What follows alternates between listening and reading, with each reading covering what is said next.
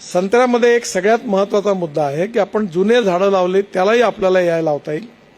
स्पेनला होती, व्हॅलेन्शियाला.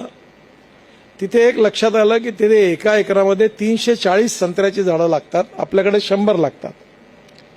हळूहळू आता आपले लोक 200 पर्यंत यायला लागले. पण त्याच्यामध्ये एक गोष्ट पाहिली मी की तिथे बांबू वगैरे कुठंच लावत नाही. कारण ते काय करतात, झाड लागल्यानंतर जमिनीपासून आपण तिथे जो बेड तयार केलेला आहे, दोन्ही मध्ये बेड,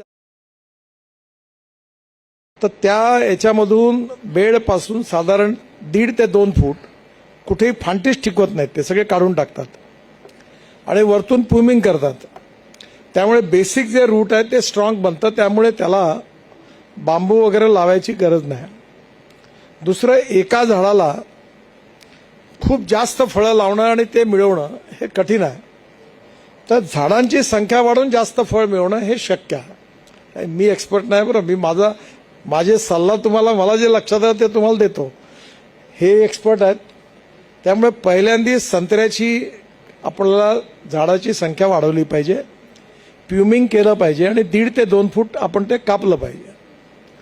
तिसरा जो महत्त्वाचा भाग आहे तो म्हणजे जमिनीचं